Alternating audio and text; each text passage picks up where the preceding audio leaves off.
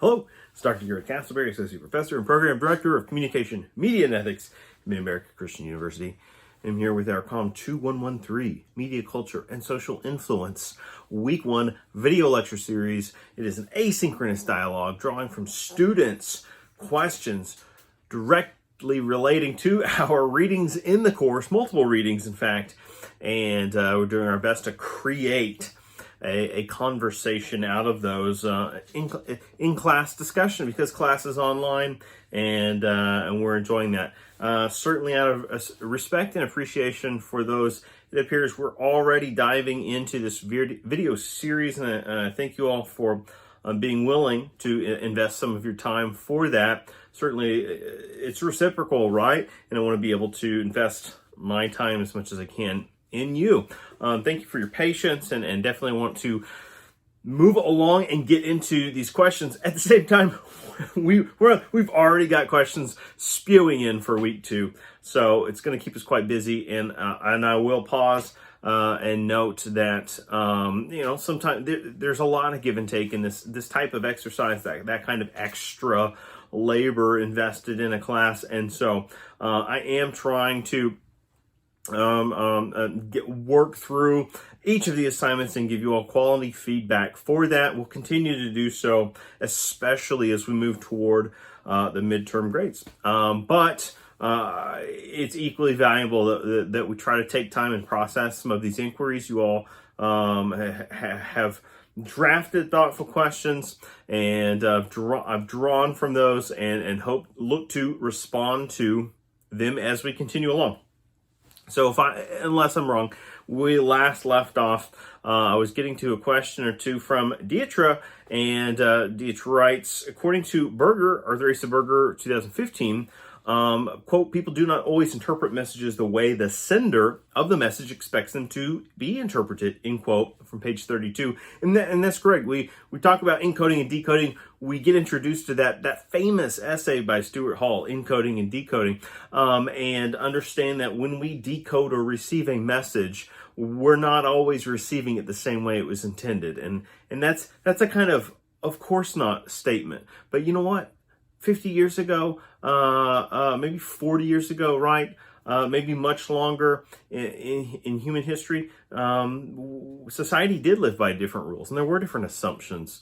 And what certain people used to say carried more weight than what other people didn't. Once upon a time, our legal laws could sometimes be, court of law could be determined by your version of history versus mine. And if I'm of a more affluent and prominent house or class setting, if my background is more squeaky clean and yours is maybe mired by something, then our words could go up against one another in court of law, and you would lose by your assumption to maybe previous mistakes, whereas I would receive benefit of the doubt. And we've I'm not going to say we've moved past that entirely, but what we have become is more complex, and likewise our communication has, and thus we're just reinforcing a value here that does help us recognize that communication is significant. It's worthy of our study. It's worthy of us exploring, and there are many different ways of exploring it. So just because this is an introductory kind of survey course to many types of communication, it becomes valuable to see how we're using popular culture as opposed to being used by popular culture, but using popular culture to help us better understand communication practices. Here's Dietra's question after that excerpt. How can a person avoid succumbing to biased opinions of the sender of the message if they are not sure what to look for in the message? How do we avoid bias? It's hard. All right, this is why it's so valuable for those that do become specialized in communication, right? Whether it's a communication major or an expert in communication, right? Someone with multiple degrees or something of that sort. But we all can't be that, but we can grow in our dexterity, in our critical thinking, in communication exchanges. But this is where I would say training or specialization in communication helps equip us to manage those situations and help minimize bias, either ours or theirs. That isn't that the problem? Isn't the problem, first and foremost, oftentimes our bias? It's really easy for us to look at the communication or messages coming from other people and say, oh, you're clearly biased. And it takes a lot more. It takes, more than just humility, but it takes a lot more for us to begin that process by recognizing our own bias. And I'm not talking about reaching a stalemate, like not the old, okay, let's agree to disagree. Sometimes we need that in the moment.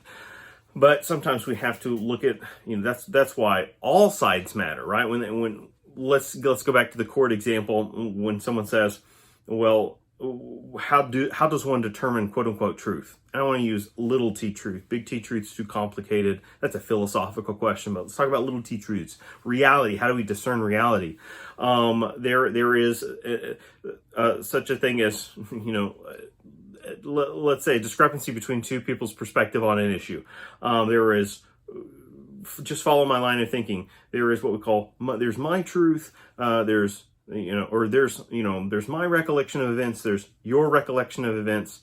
And then somewhere in the middle is the truth, right? It's recognizing that old saying, I'm paraphrasing it, right? I'm not being accurate there, but I'm paraphrasing this often shared philosophy. And it's about understanding that we all bring biases to the table, and we're bigger when we can look outside of both of those to help determine the best possible message.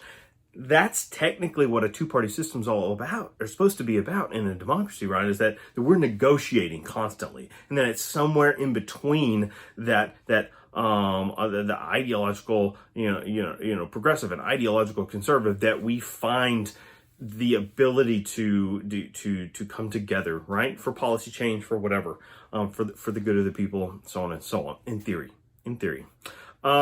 Next question, Dietra. Following the first question, how does the sender of a message share media and communication without pushing his or her opinions on the audience, even if the topic is something the sender is passionate about? For example, if I were to share a message with an audience of dog lovers about how aggressive pit bulls are and how they should not be allowed around children, how could I present this message without force and allowing the audience to decide for themselves?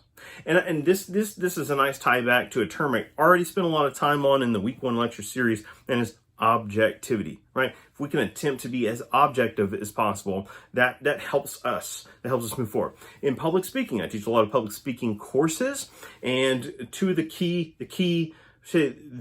key speeches out of many that students give in courses that I teach tend to be that informative speech and that persuasive speech. An informative speech is meant to provide information, to educate an audience on a subject, whereas the persuasive speech is taking a stance. It is making a case. It is forming and framing and presenting an argument, because we want our audience to perhaps change their mindset on a given topic or issue.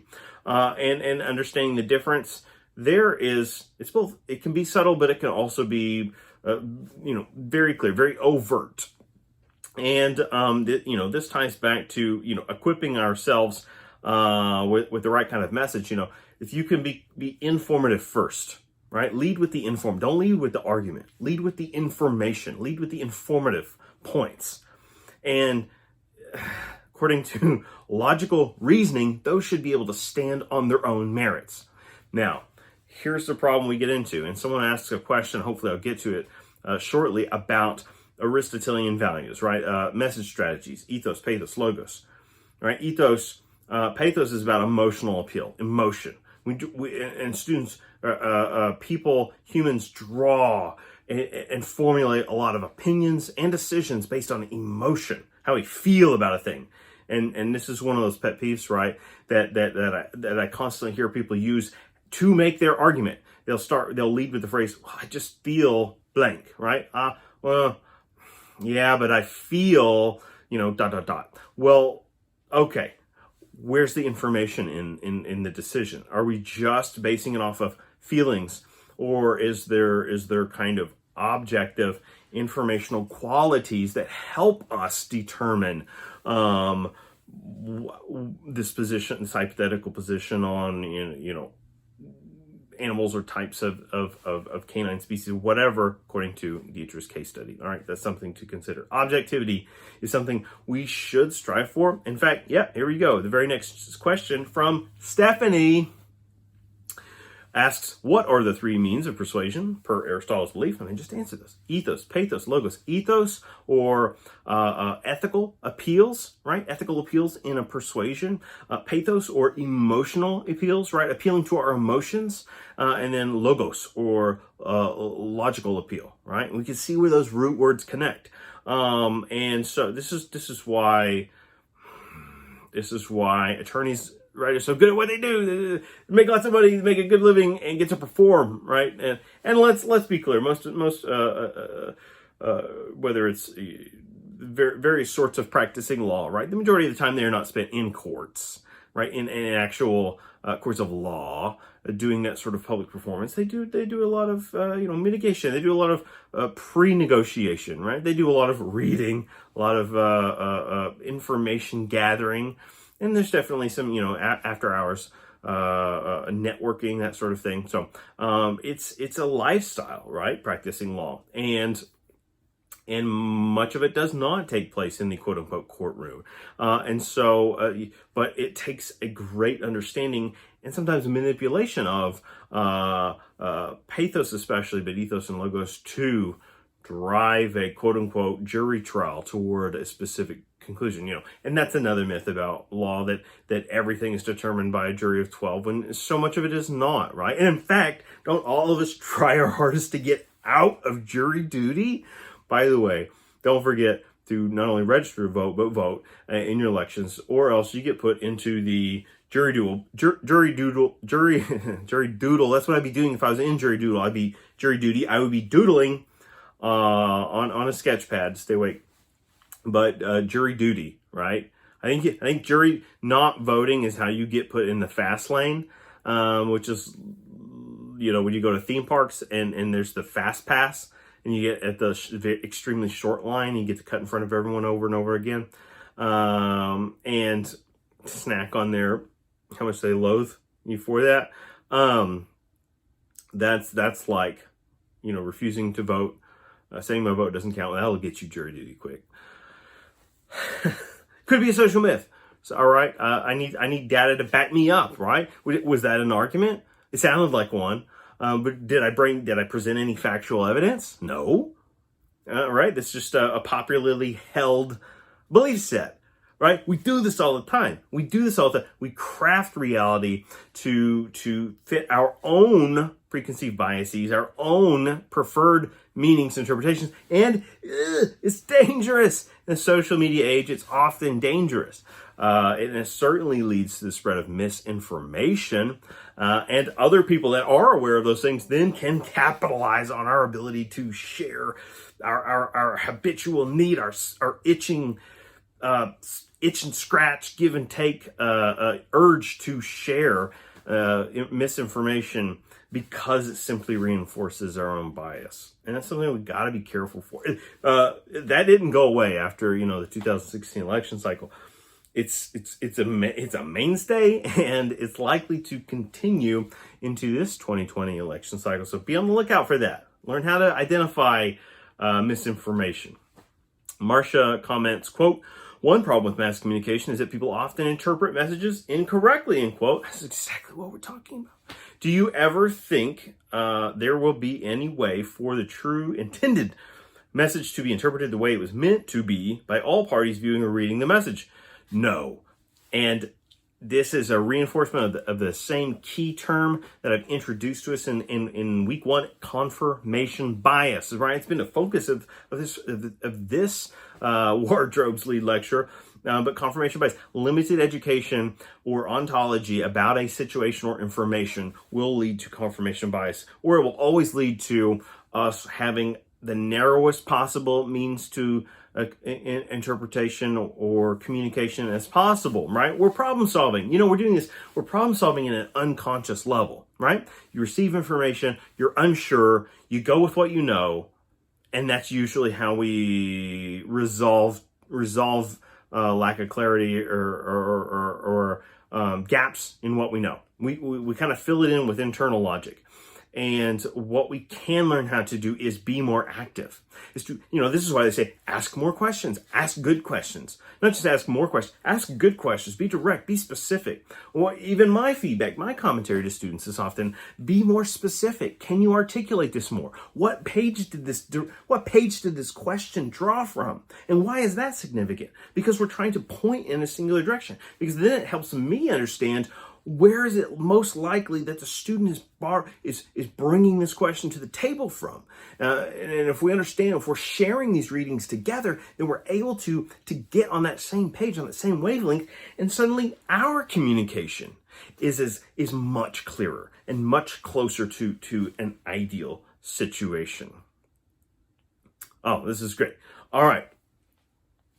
Let's do a pause there. We're going to come back. We're going to try to wrap these week 1 questions up because we're crossing the threshold, folks. We're getting into week 2, and we're going to have plenty of fresh questions, tackling new readings, and we want to be able to dive into those as well. Sit tight.